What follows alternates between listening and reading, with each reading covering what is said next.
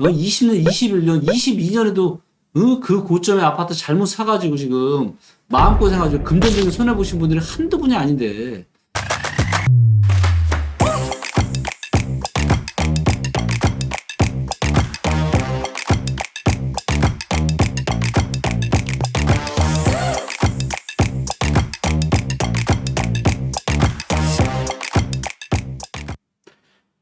안녕하세요. 반갑습니다.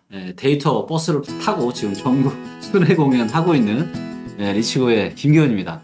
많은 분들이 또 이렇게 응원 댓글 달아주셔서 너무 감사드리고요. 그래서 제가 못한 나머지 지역들 하나씩 또 하도록 하겠습니다. 오늘은 강원도를 또 데이터로 한번 살펴보도록 하겠습니다. 자, 강원도는 보니까 어때요?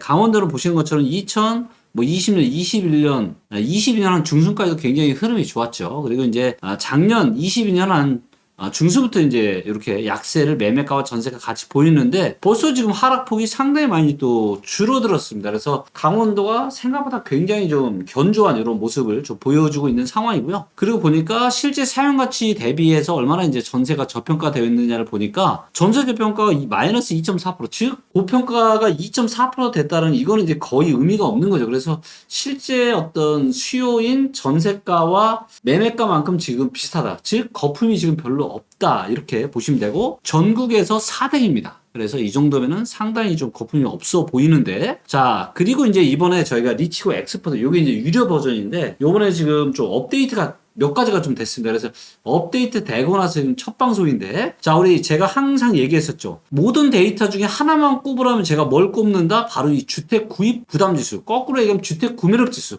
그러니까 주택 구매력 지수와 주택 구입 부담 지수는 반대가 안 됩니다. 그래서 이거를 저희가 이번에 데이터를 통합을 하면서 주택금융통계에서 발표하는 이 주택 구매력 지수, 주택 구입 부담 지수를 바꿔서 요거를 지금 보여드리고 있는데, 그래서 얘가 높으면은 굉장히 부담스러운 거예요. 얘가 높으면. 그래서 이때는 집을 사시면 안 된다 이렇게 제가 말씀을 드렸는데, 이 데이터가 좋은데 딱 하나 문제점이 있습니다. 그게 뭐냐? 너무 느려요. 지금 2023년 지금 6월 달이 거의 다 지나가고 있는데 여전히 지금 22년 4분기가 가장 최신 데이터란 말. 물론 조만간 1분기 데이터가 업데이트 되기는 하겠지만, 그래서 너무 이제 격차가 심하다 보니까 이거를 제가 저희 또 개발팀, 저희 리치고에는 또 엄청난 개발자들이 많잖아요. 그래서 제가 주문을 해서 데이터를 이거 좀 만들어라. 그래서 이거를 만들었습니다. 저희 리치고 자체로 만든 주택 구입 부담 지수를 만들었습니다. 그리고 요거는 가장 최신 데이터가 이제 5월 달에, 그러니까 바로 지난달 데이터까지 있는 거죠. 얼마나 따끈따끈하고 좋습니까? 자, 그래서 이거를 보면은 조금 최근에 내려왔지만 여전히 지금 주택 구입 부담 지수가 상당히 높은 상황이죠. 상당히 높은 상황입니다. 이게 이제 2008년 10월 달에 고점 찍었고, 그 다음에 2018년 6월 달에 고점 찍었는데 이때가 한 55 정도 되는데 지금 여전히 61이에요. 즉 강원도는 뭐다? 강원도의 아파트를 대출 끌어다가 사기에는 지금 역사적으로 여전히 상당히 부담스러운 수준이라고. 이게 못해도 평균까지 한 48 정도는 떨어져야죠. 그래야 내 집 마련을 하더라도 부담이 없는 거예요.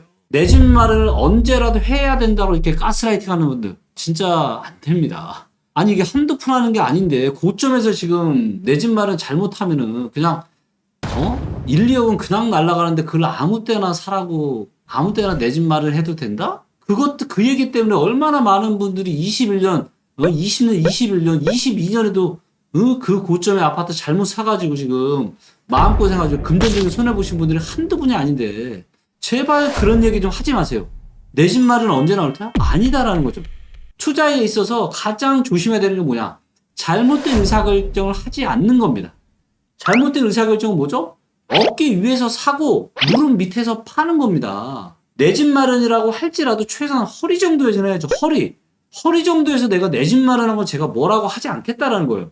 하지만 허리가 훨씬 높은 가슴이나 어깨 위에서 내 집 마련을 해야 된다? 꼭지에서 내 집 마련을 해야 된다? 아니 진짜 본인들 가족이고 본인들 친인척이면 그런 얘기가 나옵니까 지금? 예? 몇 억씩 지금 손해볼 수 있는데? 제발 그런 얘기 좀 안 하셨으면 좋겠습니다. 자, 지금 데이터는 주택이 여전히 지금 너무 부담스럽다라고 이야기하고 있잖아요. 최소한 강원도는 48 정도, 이 정도는 돼야 지금 허리 평균이 오는 거예요.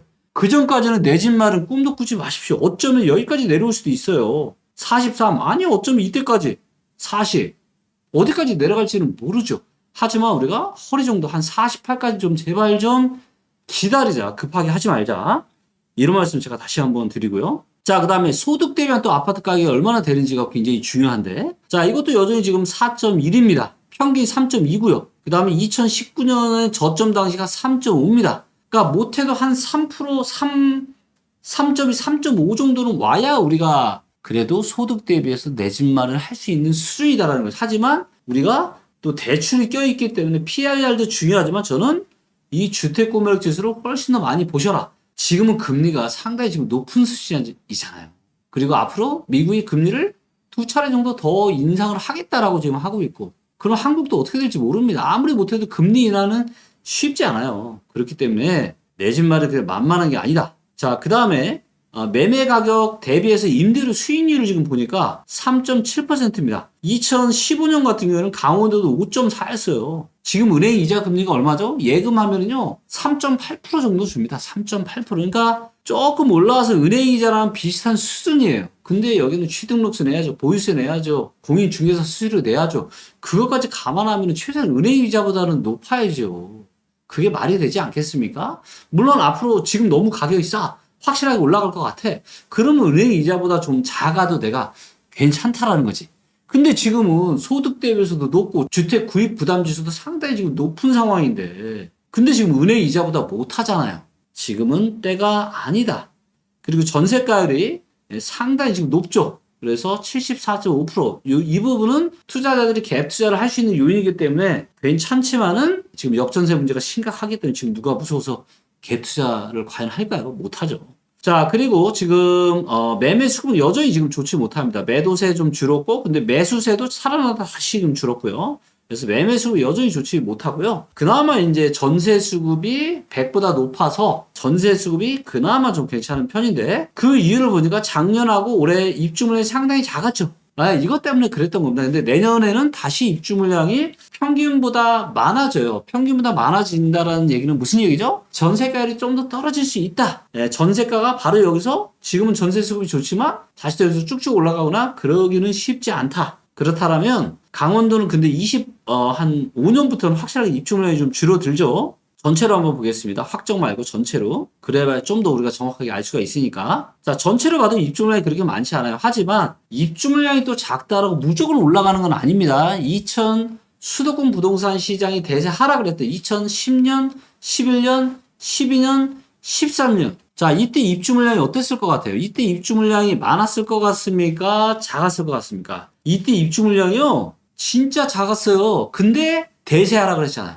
그래서 절대 부동산은 입주 물량 하나만 가지고는 모릅니다. 자, 수도권 제가 입주 물량 데이터 다시 한번 보여드릴게요. 자, 보세요. 2010년, 11년, 12년, 13년, 14년, 10년은 좀 그래도 11, 12, 13년 입주 물량이 역사적으로 봤을 때 가장 작은 시기였습니다. 가장 작았어요. 수도권 부동산 역사상. 근데 어떻게 됐어요? 가격이 떨어졌잖아요. 그래서 입주 물량이 당장 작아진다라고 해서 바로 올라가는 게 절대로 아니다라는 거예요. 수많은 부동산 전문가가 22년 7월 달까지도 뭐라 그랬습니까? 서울의 입주 물량 작다라는 그 이유 하나만으로 전세가 또 폭등하고 또다시 매매가 올라갈 거라 그랬죠.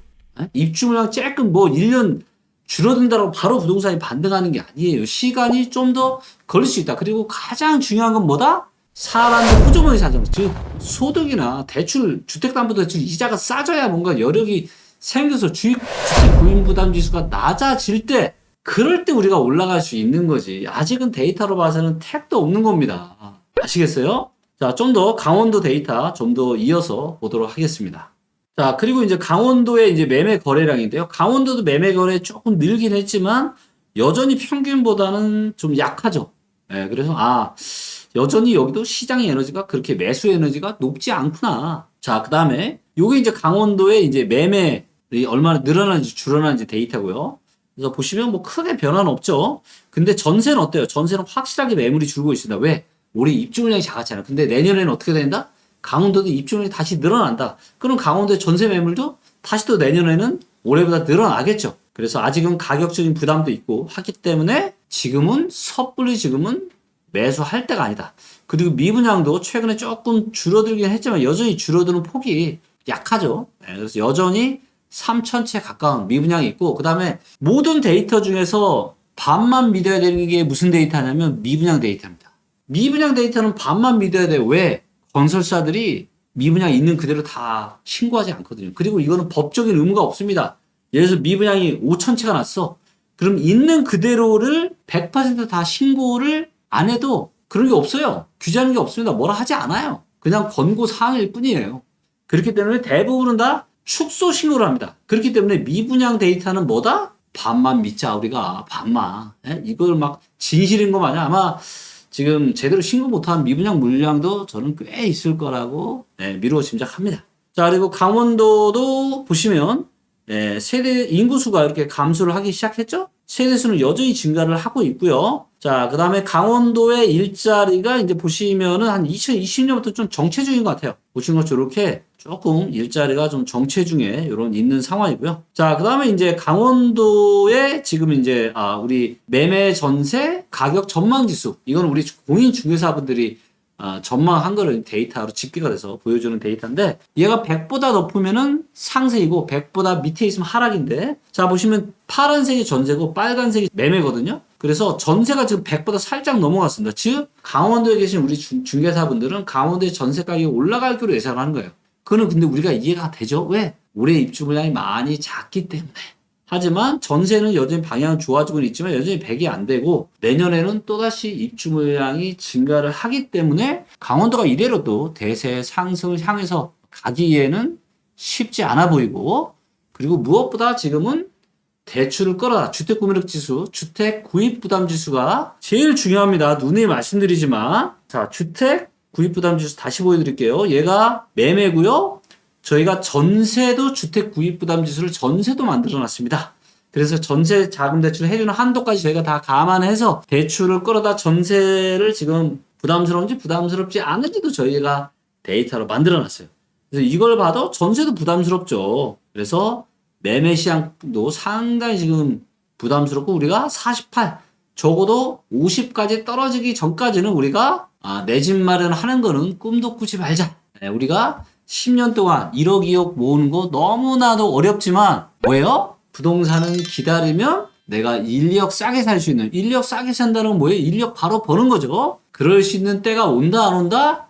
온다. 일부 전혀 근거도 없이 뇌피셜 입으로만 부동산 시장을 얘기하는 그런 분들, 상승 일부 아주죠, 소수죠. 그런 분들한테도 호도돼가지고 내 집 마련을 가격이 높은 이런 시기에 잘못 하시는 그런 우를 범하지 않으시면 좋겠습니다. 그리고 참고로 우리 MZ세대 분들 말씀드리면, 리치고에 이제 오피스텔 매매 전세, 뭐 가격, 시세, 호가 다 있어요. 그래서 오피스텔 혹시 뭐 이렇게 매매된 전세도 계약하시는 분들 계시면 반드시 리치고에 있는 이 가격 데이터랑 호가 데이터를 좀 확인하고 하세요. 왜냐면 지금 역전세 문제가, 아니, 역전세가 아니죠. 정확하게는 매매가와 전세가가 아예 거의 비슷한 깡통 전세.